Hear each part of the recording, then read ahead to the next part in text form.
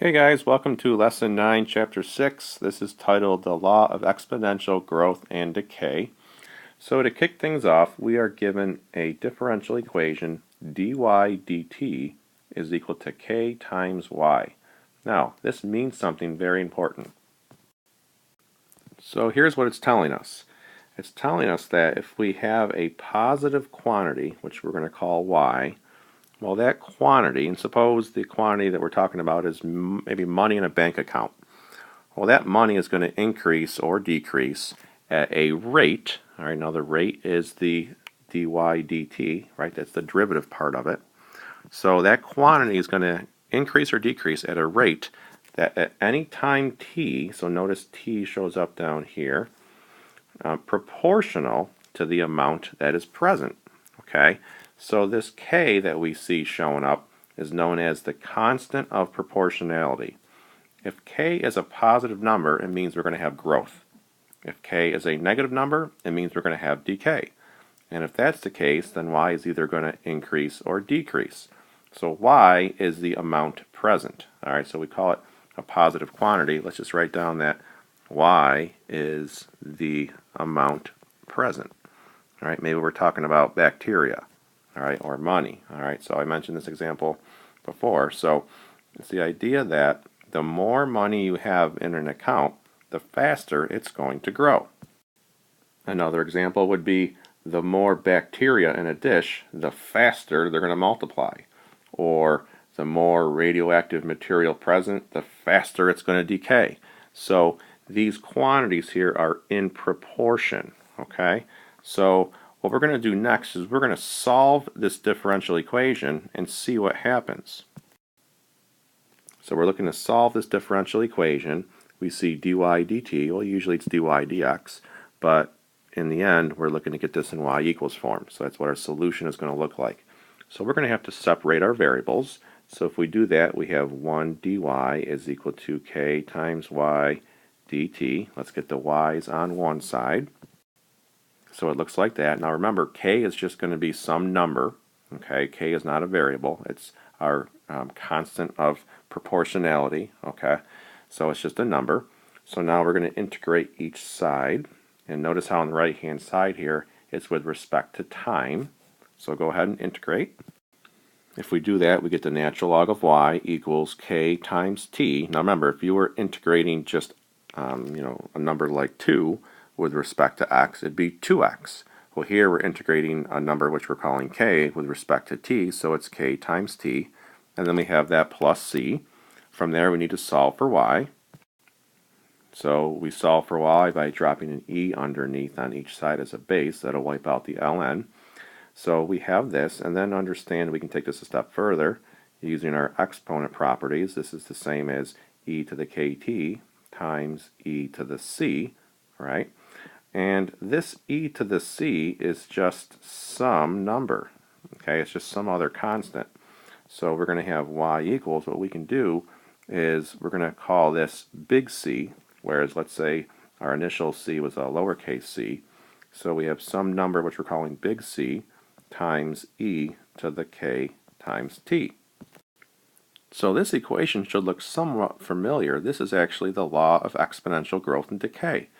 So we can see here that it has a base of e, and then we have a power of k times t. And instead of using that c, what we're going to do is we're going to rewrite this as y equals y sub 0 times e to the kt. So this is the solution that we got when we solved that differential equation. Now, understand that y sub 0 is the initial amount. Okay, it's the amount that we start with. Okay, and then we're going to apply some sort of a growth factor, which we're calling k. All right, some sort of a growth rate or a decay rate, and we're going to multiply that by however much time goes by. All right, y is going to be the current amount. All right, so after all of the growth or decay happens, y is what you have left over. Okay, so y sub 0 is the amount you're starting with. Y is the current amount after growth or decay happens. All right, and of course t is our time. All right, so let's look at an example here where this will make a lot more sense. And by the way, you're not going to have to solve this every single time. Whenever you have a differential equation that fits this mold here, we know that its solution is going to end up being what we call the law of exponential growth or decay equation. Okay? Okay, take a moment please and copy this down. So we're told that the population of a country is growing at a rate proportional to its population. So some key words here, rate and then proportional. So, and we're told that the growth rate per year is 4% of the current population. So we want to figure out how long it'll take for the population to double. Well, first, let's define some variables here. P is going to represent our population, and T is our time in years. Well, we really have a differential equation. If we're talking about the rate proportional to the population, we're talking about dP with respect to time, so dt. That is equal to 4%, so 0.04, of the current population. So again, this comes from the fact that we're told that the population is growing at a rate proportional to its population. So the rate piece is the dP dt, okay? That's the rate of change, okay? And then proportional to its population, so 4%, all right, times the current population. Well, solving this differential equation, we're not going to have to go through this every single time. Solving this, we're going to get that template that we saw before. P, instead of y, we're going to use P, so P equals P sub 0 times e to the k times t. So you're always going to have that e raised to the k times t. All right. Here we're talking about population, so again we'll use a p. So from there, we're going to plug in the pieces that we know. Well, we want to know how long will it take for the population to double. Well, p sub 0 is, think of it as the starting amount of the population when we first started to do this problem. If we want it to double, then we're going to replace p with 2 times p sub 0, because we want the amount that we currently have to double, okay? Or we want the starting amount to be doubled, okay? Well, you can see that if you were to divide over a p sub 0, we're just going to be left with 2 equals e to the k times t. We're trying to figure out how long will it take for the population to double. Well, hang on, we know in the problem that k is 0.04, okay? That's the growth rate. So we can substitute in 0.04 where we see a k, and then we're going to solve for t. So if we take the natural log of each side to wipe out that e, and then divide our t, or our 0.04 over to solve for t, we end up with 17.329 years. So that's how long it would take for the population to double. Okay, example 2 here. Jot this down. So we're talking about bacteria, and it is in a certain culture, it's increasing continuously at a rate proportional to the amount present. Okay, so we're going to let capital B stand for bacteria. Okay, so the differential equation here, all right, dB dt, so the rate at which the bacteria increases over time, is equal to, we don't know what k is, times the amount present. Well, solving this is going to lead to b equals b sub 0 times e to the k times t. So if the number triples in 6 hours, how many hours will the original amount quadruple? Well, we don't know k, and we're trying to find t. So in order to find t, we're going to have to first find k. So you're going to have to break this up into a couple steps. Well, if the number triples in 6 hours, we are going to use this to find k. Okay, so let's plug in. So if it's tripling in 6 hours, what that means is 3 times the current amount. Okay, so we would have that.